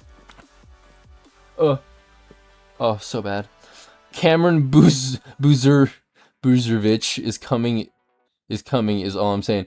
Cameron Buzervich. That's fucking good. I'm gonna use that if we draft him, dude. He will be Cameron Buzervich. The next Kobe is currently playing in the NBA, and he's called Jalen Brunson. I love it, dude. I love it, Mr. Doit. I love your energy, dude. Keep it up. I don't know, like, there's an innuendo. There's a joke here, but I'm not gonna make it. But he's also really good, dude. The next Kobe. If Kobe was 5'11", you know what I mean? I am not a big Jalen Brunson believer. Not a believer, but like truther. I think he's a good player. I think he's probably the 10th best player in the world. Maybe even 9th. But the people that think he's the 2nd or 1st or 3rd best player in the world, calm the fuck down, brother. He's 6 foot tall. How good can you be at 6 foot tall? I say that, I'm 5'11", but you know what I mean. Respectfully, I don't agree with that narrative at all. If you want to say he's as clutch as Kobe, I'm not going to disagree with you there, I don't think. Even though he's not really in the last seconds because his defense fucking sucks. Yeah. I'm not going to disagree with you, but yeah, I do think if you're going to be the next Kobe, defense and shot making and being clutch is really a big factor. And size is a big factor. I don't know if I would say Jalen Brunson fits all of that. You know what I mean? And I'm saying, obviously you're here. First comment, you saw the title and the thumbnail. He's projecting to be that. You know what I mean? Might be too late. For what? For my opinion to change on Brunson? You're damn straight. Even if you won Finals MVP, my opinion would still be the same. I'd be like, fucking, he's a good player. If you were to ask me if the 9th or 10th best player in the world could win a championship and be the Finals MVP, I'd be like, fuck yeah, he could. So yeah, I'm not like discrediting Jalen Brunson. But the truthers are like, it's fucking Victor Wembanyama or Brunson. Like, which one? Like, I don't. Yeah, Brunson to be Kobe. Yeah, it's a bit too late. I don't know if you know this, Mr. Doit, but Brunson's been in the league for a minute. He's having a good peak right now, but give me the body of work. He's not Kobe Bryant, frankly. And Darren Peterson up to this point is a higher prospect than Kobe Bryant was. So he fits the description and the thumbnail and the title. So, get mad at me if you want. But if the rules are all even, am I wrong? Let me know. Let me know, brother. Good ramble sesh, dude. I appreciate you boys jumping in and giving me stuff to talk about. But yeah, back to Twitter. What I was saying, Art Cummings, he will give his channel a shout out. He does a podcast, the Jazz something, jackpotting around, I don't know. But he says on Twitter, I will expound on this on our next episode, but I've been thinking a lot about this lineup. Keontae George, Ace Bailey, Lauri Markkanen, Cam Boozer, and Jaren Jackson Jr. at the center. Now, this will be another conversation that Jonathan can say whatever he feels here. I don't hate that lineup. My only problem is rebounding, but I think Cam Boozer, again, solves a lot of that. So whatever the whole like Walker Kessler fixes with Jaren Jackson Jr., Cam Boozer would also do that. So like that null, you know, it countered itself out. But the lineup of Keontae George, Darren Peterson, Larry Markin, and Jaren Jackson Jr. and Walker Kessler sounds way more attractive to me, especially over the next 6 or 7 years. So I love Cam Boozer. But if we draft him, then we're definitely trading Markkanen or Jaren within the next 3 years, 2 years. Which I'm not against. I'm not like, yeah, we're going to get younger and get a bunch of picks. And like, that's not horrible to me. I don't hate the method of that madness, but I'd rather have our picks than Darren Peterson, frankly. And Markkanen or Jaren. So, whatever. We also can't afford everybody, so we're probably going to have to trade somebody eventually anyways, but my point's still there. Okay. 6 starters, no need to trade. In that situation, yes, because are you going to be paying Lowry Markkanen $50 million to be coming off the bench? No, you're not going to do that. And he's also worked his way up 27 points a game to be in the starting lineup. Okay, what about Jaren Jackson Jr.? Is he going to move? No. That's a defensive player of the year, 1 or 2, I think 1 time, might be 2-time All-Star, who's 26 years old, who is a great shooter, great elite positional size. No, and he's also making $50 million, so he's not going to the bench.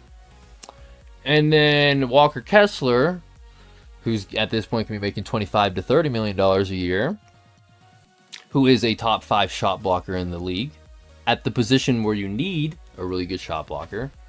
He's an elite rebounder. And he's not a minus on offense. So I don't understand your argument that one of those guys would go to the bench over Cam.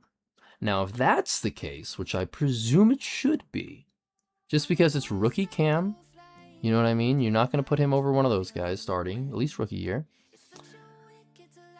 Why would you draft with the number 2 overall pick in this draft? If you're trying to compete, why would you draft a guy in hopes that they're going to be a good 6th man for you over the next 2 to 3 years? And then hope that he can project into being an MVP candidate in 5 or 6 years. People do that. That happens. It's not an uncommon thing. It is an uncommon, but it's not a super rare thing in the NBA. Guys do that. But I just, yeah, I know, best player, but like, again, if you think he's best player, then go for it, for sure. But in that argument, you said there's no need to trade. It's still, yes, there is. If you draft Cam Boozer, you have to trade one of those two $50 million a year guys in the next 3 years. And if not, they're gonna walk for nothing. You know what I mean? Because not only do you think Jaren Jackson Jr. would re-sign here? That'd be cool. We might be able to convince him. But not only would he, but could we re-sign him with Ace about to make money, Cam or AJ or Darren, whoever you think it's going to be, about to make a bunch of money, Keontae at a max contract at that point, or a rookie scale max contract that's going to be a super max within 2 or 3 years at that point if he's performed like we hope him to. We're not going to be able to afford everybody, so my point is still very valid that we will have to get rid of Jaren or Lowry if everything goes to according to plan. Again, we could draft Cam Boozer and he's a fucking bust, and it's like, all right, dude, let's just re-sign Jaren and trade Cam. Anything can happen. But if everything goes as you want it to, if you draft Cam Boozer, you have to trade one of those 2 guys. Like, it's just, or unless you want to trade Walker. You can trade Walker too, but then your front court is going to be really fucking expensive because Cam's going to be making significantly more than Walker at some point. So, I love it. I love the debate, dude. I love to think about it, but I think Cam Boozer, unless you think he is significantly best player available, I think if he's even in the mix at all, compared to like the level of how good these guys are, you have to consider like your other players for the future and contract for the future. You have to consider that. You're being a bad GM or bad president of basketball ops if you're not considering any of those things. Again, I love Cam. He's a good guy. But You draft Darren Peterson, and the worst case scenario is in a couple years you're not going to be able to pay everybody and still trade one of those guys. Or maybe trade an Isaiah Collier at some point. But you're really, like, he's going to start. Ace is going to be able to develop on the bench like he's okay with, because he's only making $8 million a year or $11 million a year, or whatever the fuck the 5th overall pick makes. Boozer will never come off the bench. Okay, so then what do you think happens if we draft Cam or Boozer? We don't re-sign Walker and Jaren plays the 5 and Cam's at the 4? You think that's how we operate? Then who's our backup center next year? Because then at that point, you're paying your starting center, Jaren Jackson Jr., 50 whatever million it is a year. You're paying Larry Marketing, your shooting guard, whatever it is, 50-something million a year. Then you're paying Cam Boozer, I believe, I mean, I have to look it up, it's somewhere in the, fucking, I don't know, 13 million, I think is what the number 2 pick makes. What does the number 2 pick in the NBA draft make a year? I want to say it's like 13. 11 to 12 for. So like, okay, we'll say 12. Right? 11.8, technically speaking. That's more than most, like, backup centers. Like, most backup centers is, like, anywhere between 3 and 8 million.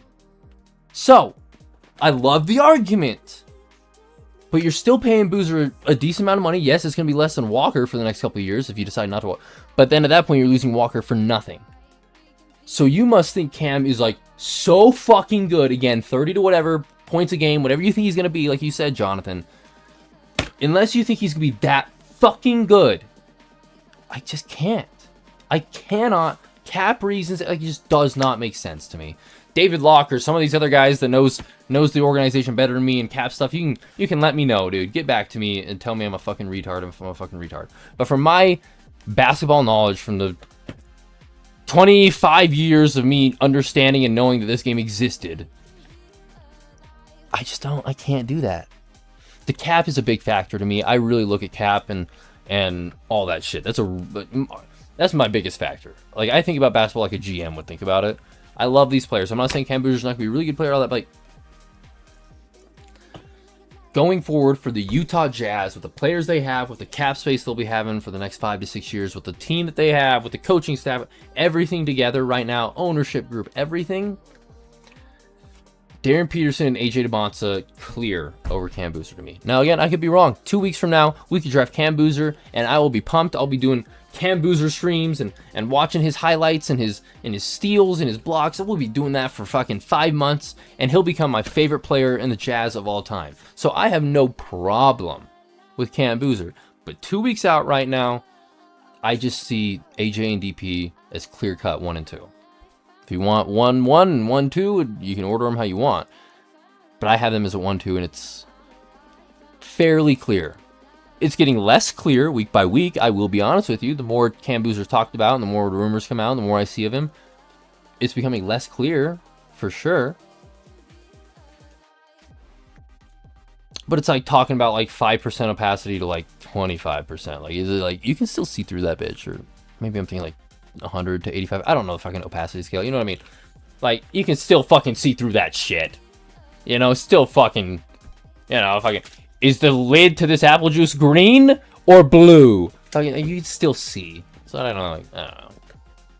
Fun argument, Jonathan. I love the combos, dude. I love the combos. Also believe Booz can play 1 through 5 and guard. I don't. Nope. I think he can play 1 through 5. I do not believe he can guard 1 through 5. I don't think on the perimeter he can do shit against Steph Curry. I don't think he can do shit against Shai Gilgeous-Alexander. Frankly, I don't think he does shit against Victor Wembanyama. I don't think he does shit against Isaiah Hartenstein on defense. We can keep going. I don't think he can guard 10 of the 30 starting centers, and I don't think he can guard 18 of the starting point guards. Now, if you want to jump into the shooting guard to the power forward range, whatever. I think he can guard almost every small forward. I think he can guard majority of power forwards, if not all the power forwards, except for Giannis. Shooting guards, I think he can guard most of the shooting guards, except for an Anthony Edwards kind of guy, or Shea when he's playing the shooting guard. Like, but 100% guard 1 through 5, be it all-time fucking first team, second team, all defense kind of guy? Nah. No, brother. No. You have seen, like, the same 4 blocks that he had all year, and you think that he's going to be like a fucking elite post play, like inside defender. Because if you think he's going to be like an elite perimeter defender, that's an insane statement from you. Because like Jaren Jackson Jr. isn't even like elite perimeter defender, and he's like way better than Cam Boozer on the perimeter. So I love your like optimism, Jonathan. I love your optimism. 20-something what? You gotta remember, dude, there's a delay. I apologize, but there is a probably a 20 to 30 second delay, I would imagine. So you gotta give me a little bit of context, because at the speed that I talk and the amount that I go, I don't know if you've seen that, I'm on to like sentence 25 by the time you hear what I'm saying. So 20-something blocks. Fucking, oh, during the season? Yeah, that's not... He played how many games? So he got less than 1 block a game. So he's not... I mean, do the math here. Does that project him to be able to be an elite defender on guys that are like centers or the Giannis's of the world? No. So I think my point that he can't guard that many centers and that many point guards and stuff is very, very valid. I said earlier, I don't think he's not going to be... This has really turned into a Cam Boozer stream. But we talked about Darren Peterson for the first like 30 minutes. So like if people click off them or whatever. But I just don't... I don't project that for Cam Boozer. I project everything you're saying offensively, I can see to a degree. Like I think 30 plus a game is insane. But like if you said 27 to 29, I'd be like, okay. I think it's a reach, but like maybe I can see that. The 6 to 8 assists, I'd be like, yeah, a little Jokic shit, maybe. But your whole defensive argument, it is not there, brother. Like it is not a good foundation, as the Utah people sing in church, whatever the fucking song is. How firm the foundation, fucking bro. Your foundation, weak when it comes to Cam Boozer being an elite defender in the league. Very weak. He's shown no signs of that. Had to stay out of foul trouble, so only vertical contests. Switch to everything. And you don't think that's going to apply in the NBA? He had to stay out of foul trouble. So you're expecting he's going to be a more valuable player in the NBA, but he's also going to be playing better and bigger and more athletic competition. But you think he's also going to be playing more minutes a game, but you think just because he has 1 more foul for some weird reason, he's gonna have less. In fact, not. Do I have it mixed up? College, you get 1 less foul, right? And so you get 6 in the NBA, 5 in college, right? I'm looking down here. Sorry, I should know all this shit. Yeah, 5 in college, 6 in the NBA. Yeah, so he's going to get 1 more foul available, but do you think the margins are there that he's not going to be in foul trouble? If you think, if he's going to be your best player in the NBA and you were worried about that in college with fouls, you think that's not going to be a worry here? Especially when you're going up against guys like fucking Victor or Joel or Jokic. He's going to be in a lot of foul trouble in those games, and those are the guys that we're going to be playing in the playoffs. Or Zach Edey once Memphis gets DP or AJ, whoever we pass on.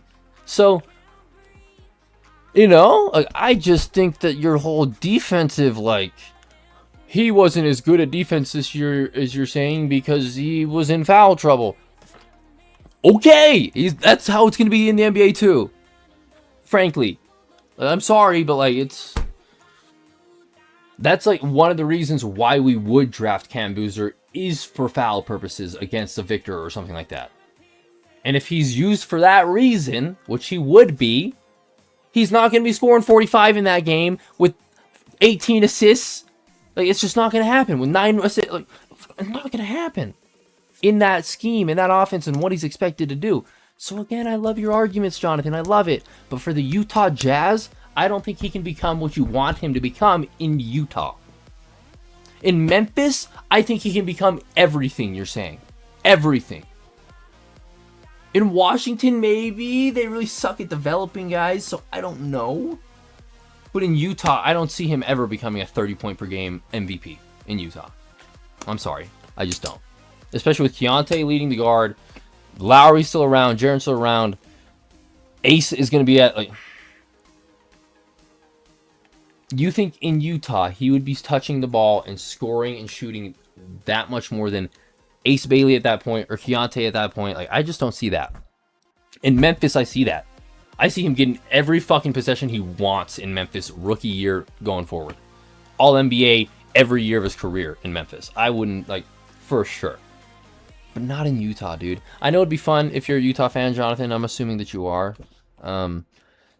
It'd be fun to, as a fan of him, to be like, yeah, like, tell me about it. Markkanen in Utah has been the greatest gift of my life. One of my favorite players of all time, being able to be on my favorite team in any sport, for that matter, of all time, in his prime, like, this is a luxury. So I understand how you feel, Jonathan, wanting him to be on Utah. Like, I get it. Wholeheartedly, I get it. But I just, yeah, I don't know, bro. I don't know, bro. You came with Ace Bailey. Okay. So you, okay. Then why, like, I get it why you would want Cam. But if you're going to be here for Ace Bailey and be a Jazz guy, wouldn't you want Ace Bailey and Darren Peterson for the next 10 years over, like, you know? I just, especially in that situation, because what you want, like, Ace Bailey is going to have the fucking ball in his hands if he develops like you want him to. I want him to. You know? So, where's the touches going to go? Who's going to give them up? Cam Boozer or Keontae? Who's giving up the touches? Because I don't think Keontae has shown anything at this point in his career to be the guy that you want to give up touches. And I don't think Cam has proven anything at this point to take the touches away from Keontae.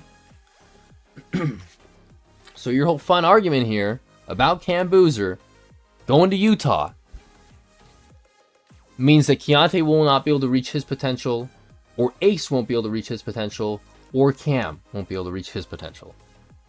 There's a bit of a log jam there with the way touches work, the way play style all operates, the way contracts are going to go. I think it's an issue. And again, I want to see every one of these top 4 players be as good as they humanly possibly can become. That's why I love Caleb Wilson to Chicago. I fucking love that shit. He's going to be like, oh, he'll be able to be the media darling, the boy of the Chicago, one of the biggest cities in America, in the world. It's fucking so good for Caleb Wilson. Cam Boozer in Memphis, bro, grit and grind. That great fucking development system they've got going right now with Jalen Wells, Edie, fucking Cedric Howard. Boozer in Memphis, fucking tight. Him and Edie getting those rebounds, Edie getting shot blocking situations. Boozer, as you say, defensively on the perimeter if he wants to be that and can develop into that. Boozer in Memphis makes so much fucking sense. AJ in Washington makes so much fucking sense. Except for the fact that he's very on ball, and Trae Young is also really on ball, but this is the expectation that Trae Young is not going to be there forever, so like, AJ DeBonso with the rest of that team, Alex Sarr, fucking perfect. Makes so much sense. And then Darren Peterson on Utah makes the most sense of all 4. Slots right in next to Keontae, whether point guard, shooting guard, whatever position you want them at, fits right next to Keontae. Works perfectly with a Walker Kessler at the post. Jaren, like, can you imagine a point of attack defense? You've got Darren at the top, Keontae shadowing because Keontae's not great at defense. You got Markkanen kind of hovering, you know, doing whatever he needs to do, but he's not again. He's kind of there for the rebound if you need him to. And then you got Jaren and Walker just fucking doing whatever they want. Jaren's just free roaming, and Walker's like, "You dude, I'm gonna stand here like Gobert." Does that not fit perfectly in your head for the next 10 years or 4 to 5 years? Because we're gonna lose Jaren and Lowry at some point. But and then Ace slots in, like, does that not fit perfectly in your fucking head, bro? So that's my whole thing. It's like all 4 of those guys make so much sense to all 4 of those teams. I don't see it going any other way. But the Cam Boozer smoke has been very fun, Jonathan. It has been very fun. So that's cool and all, but cool and all what? What do you mean, dude? What do you mean? If it's best player available, and the fit all makes sense, I don't see how it doesn't work out. If AJ's consensus 1, Darren's consensus 2, Cam's consensus 3, Caleb's consensus 4, and AJ is best fit in Washington, Darren's best fit in Utah, Cam's best fit in Memphis, and Caleb's best fit is in Chicago, I don't see it going any other way. Unless there's some media spin or whatever. I love the convo though, dude. I love it. I do love it. And as I've said many a times the last month or so, Caleb Wilson could be far and away the best player out of this class in the next 5 to 10 years. Caleb Wilson could end up being a top 15 player of all time. Like, I think that's how high I am on all 4 of these guys. I think they're all fucking phenomenal. But based on the teams in the 4, in that order, where they're at, where these players are right now as prospects, where the fit is, where the best player available is, that's how it goes. I'm calling it here first. AJ 1, Darren 2, Cam 3, Caleb 4. And, let's be fun, Jonathan, you know, Michael Brown going 5. Hopefully people realize Boozer fits everywhere. LeBron 1.5.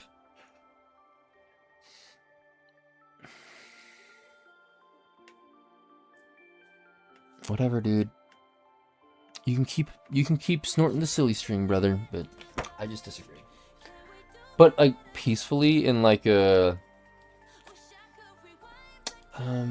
nice, friendly kind of way, you know, like a pacifist kind of way, like a non-violent, like I love you, big hug kind of way. I just disagree. You know. Good convos though, Jonathan. I love that we keep doing this, but I do need to wrap it up. We are at about an hour and 40 minutes. I do need to wrap it up. It is 3:40 in the morning, so we will be wrapping this up. A few more things maybe on Twitter. Let's see. It feels like the Cam Boozer to Utah Jazz conversation is picking up. I still think Peterson is the pick, but Utah fans need to stop sleeping on the hometown kid. He's going to be a star. Fucking spot on, dude. I don't disagree with that. I think he's going to be a fucking star, a 5-time All-Star. If 5-time All is not a star, then I don't know what is. With a 7-second shot clock, defense to offense. Boozer, wow. Very good, dude. Really struggled with all season long. Let's see. Got to go read One Piece now. Have a good night. Have a good night, Jonathan. Thanks for jumping in, bro. I appreciate you. Going up against 12 in blue. Yeah, dude. He's going to be good. I don't have any problem with that. His floor is the best floor out of all of them, probably. Yeah. But I just, frankly, I don't see your 30 points a game argument. It's just not there, brother. But, you know, in fact, was that goaltending? Let's look at that. No, straight up block, dude. Good shit. But yeah, I just don't see it. Watching DP versus Arizona, it looks like someone else was interested. Yeah, dude. Interesting, huh? It's really interesting. Both games that Kansas played Arizona this year, I think Danny was at. I think he was in Kansas and Arizona. He went to both games. So, in fact, no, he wasn't at the Kansas game because he didn't play. He might have been there and then was like, fuck this, dude. Darren's not playing. And went home. Yeah, dude. That face right there is the face of somebody going, I need a draft of that guy. But we'll see, dude. It's all fun and games. We're all speculative until we actually draft who we draft, and the cards fall where they fall. It's kind of how the NBA works, boys. That's how it goes.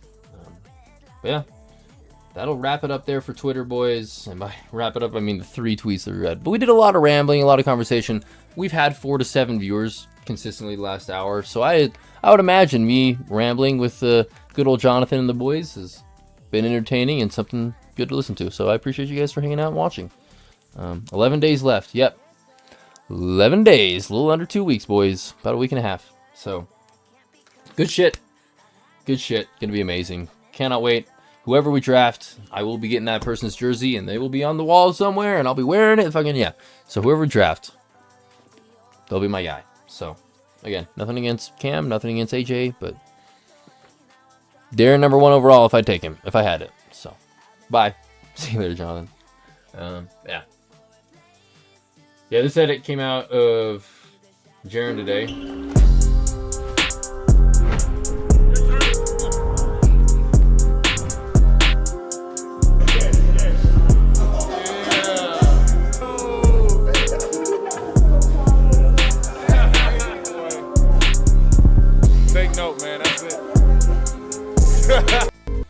take note. That's it, bro. Ugh. Can't believe he's in a Jazz jersey, dude. Gotta love it. And we got the number 2 pick. Can you? Oh my god.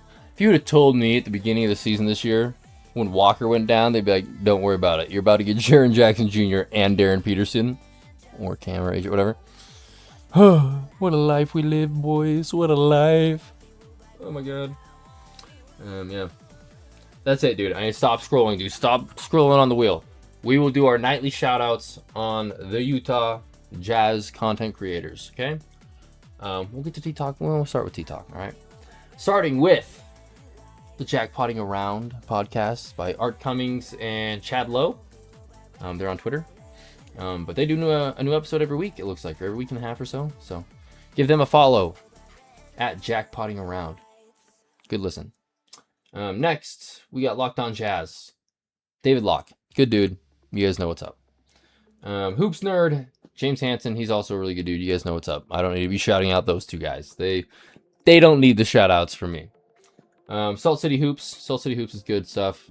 They do podcasts every week or so, every month. But yeah, good content from Salt City Hoops. Again, all this is all Jazz content for you guys. Just give you something to watch throughout the week.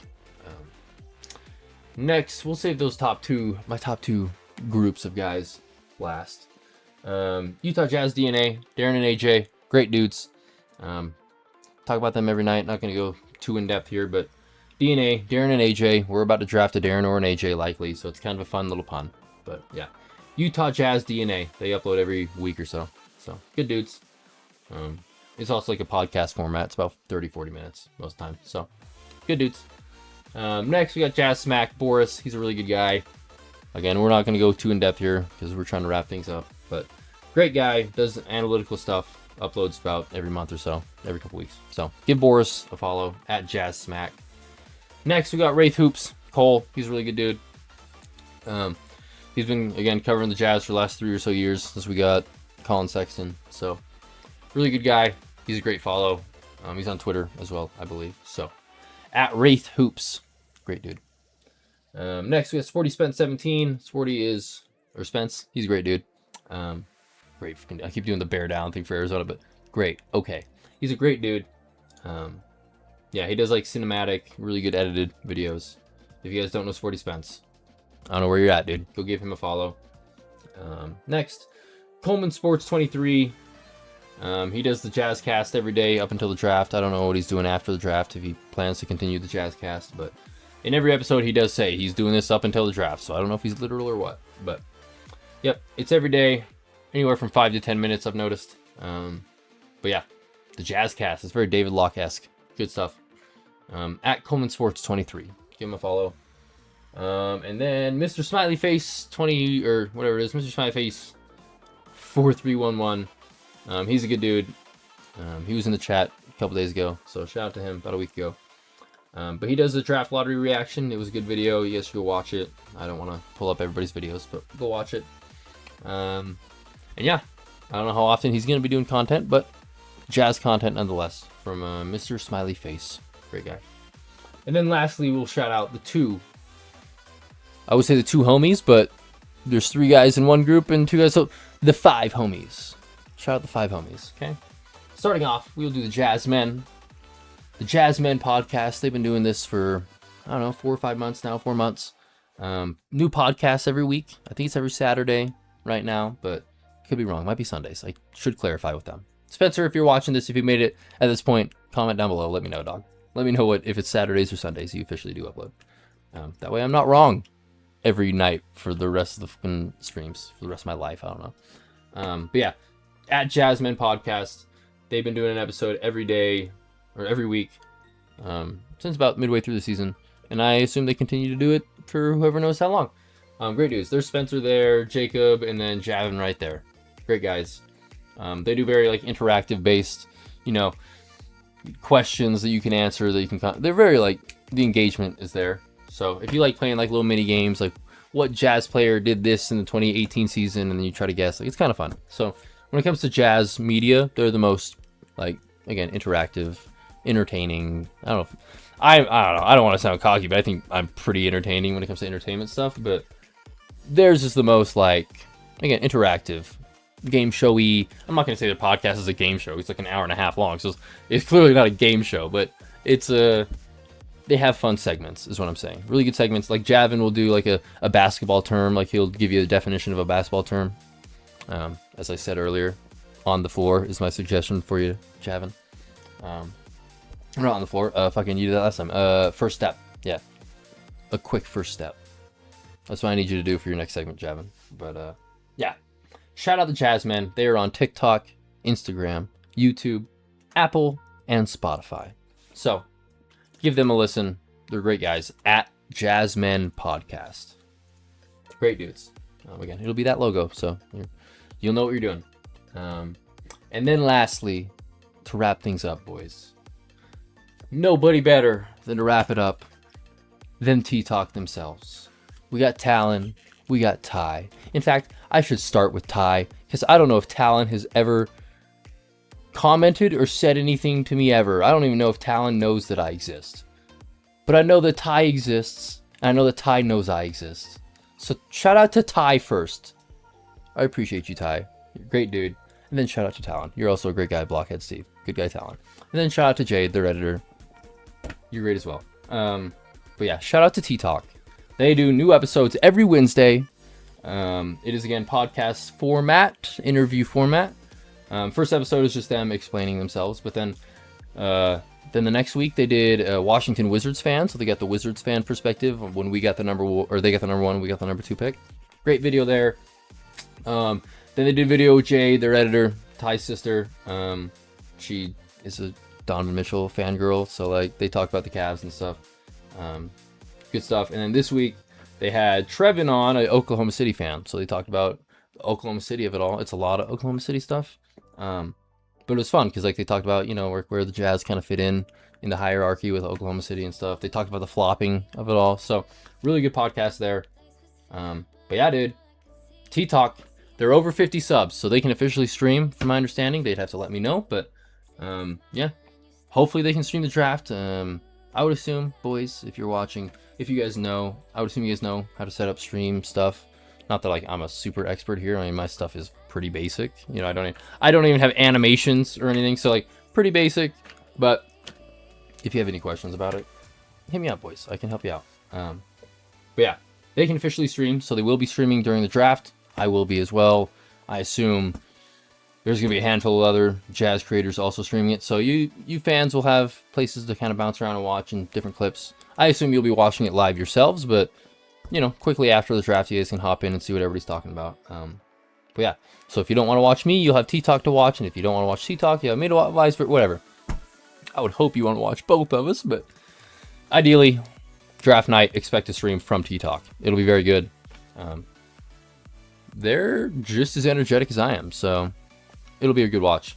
I expect the clips, dude, whoever we draft, when we draft them, the clips coming out of T-Talk will be fucking great. So, give them a follow. At 2cuz Talking. If you search T-Talk Jazz, it'll pop up.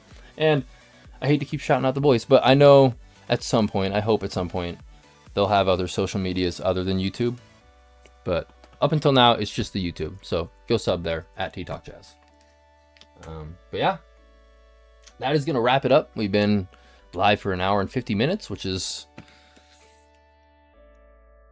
you know, an hour and 10 minutes longer than I wanted to stream, but it's okay. We had good banter here tonight with Jonathan and whoever else, I forget his name, that jumped in. I don't want to be wrong here. Mr. Dwight. But yeah, it was a good stream, worked out really well, but I do need to go make some Instagram content as I'm trying to do every night. But yeah, we will pull up my Twitter here and wrap it up as we do every night, shouting myself out, because why the fuck would I not? But yeah, I do appreciate you guys. Thanks for hanging out. Again, right now there's only 3 of you guys, so I do appreciate you for hanging out. But there was a good, anywhere from 4 to 7, 4 to 8, for a good, you know, majority of the stream tonight. So I do appreciate everybody for hanging out. We've been getting more and more consistent. Week by week, day by day. So it's fun. It's good seeing the community grow. We're having more and more people jump in and comment night by night, which is good. We're only, again, a month into this, a little over a month. And I would say stream by stream, we're figuring it out, getting a better layout. Camera settings are even getting better. Microphone settings are way better compared to what they were the first week. So we're getting it all figured out. It's a test kind of situation, kind of a ramp up for the season. So hopefully by the season start, we'll be full steam ahead. Everything will be working perfectly. I may have a full different layout at that point. Who knows? Yeah, we're just testing it out. We're figuring it out for now. So I do appreciate you guys for watching and hanging out. Because again, nothing is finalized. Nothing is solid yet. So we're just testing everything out. But yeah, do follow me on Twitter. My Twitter is maybe the least, I don't know, what's the word? Interacted with social media that I have, which is honestly sad because I might be on Twitter the most. I don't post on Twitter the most, but like scrolling and like, so I should be more proactive, but do follow me on Twitter. The link is in the description below, or X, whatever you want to call it. I don't know, it doesn't matter to me. But yeah, follow me there. You will get notified if you turn on the notification bell every time I go live or every time I upload anything. I will post it on Twitter. So yeah, follow me there. It's always appreciated. And then, obviously, sub to the channel. That is greatly appreciated. If you want to stay up to date with Jazz content. In fact, we gained 2 subs in tonight's stream, so I appreciate you guys. But yeah, we're live every night, boys. Which, again, you don't have to be here live. I assume majority, and by assume I know, majority of you are watching this back tomorrow morning or this morning or whatever. So you don't have to be here live, but just know that I do go live nightly. I say 6.5 days a week because like your boy can't stream every, like tomorrow night. I may not stream tomorrow night because I work late and then work early the next day. So I may not stream tomorrow. I wouldn't get your hopes up on that. But it's normally like 1 day every 2 weeks I will miss. So I say it's about 6.5 days a week I stream. So expect content from me nightly, daily, however you view it. So if you are afraid of some situation that you're gonna somehow subscribe and then not get as much nightly Jazz content, happens every day, boys. So expect that. And no, I don't take weekends off like David Locke and other people and KSL. I am here every night for you. And if I'm not live that one night every 2 weeks, whatever it is, that's why you follow my Twitter or my upcoming Instagram once that's public. You follow me there for other content. Frankly, because I can't sit down here and go live for 2 hours every night.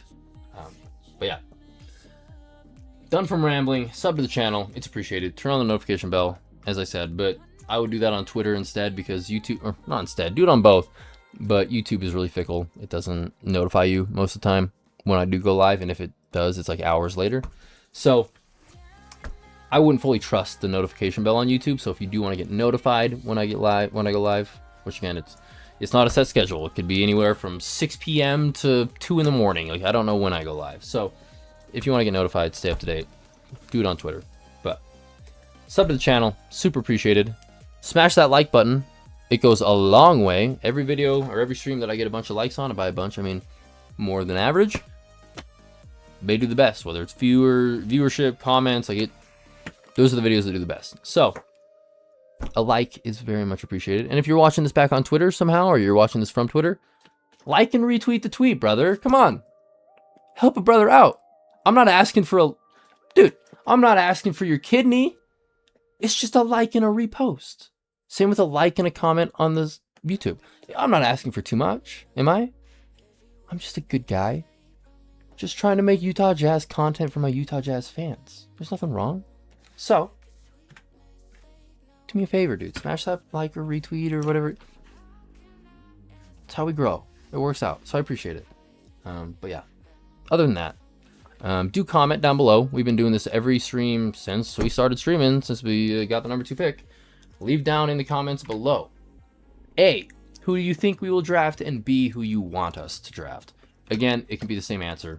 If you want us and think we will draft AJ, it can be AJ. But if you think it's 2 different people for both those questions, please give the answer for both. And if you want to go in depth and give me a reason why, that's also appreciated. I love comments to respond to more in depthly in the comment section. So other than that, I do appreciate you guys. Yeah. Twitter's down below. TikTok's down below. Instagram will be public, hopefully before the draft. Yeah, I do appreciate you guys, as I keep saying. Yeah, I hope you guys have a great night. I will see you tomorrow or Saturday night potentially. So thanks for hanging out, guys. Thanks for everybody watching back again. If you've made it here, if you made it to this point in the video, comment pickle juice in the comments. I appreciate you. Have a good night.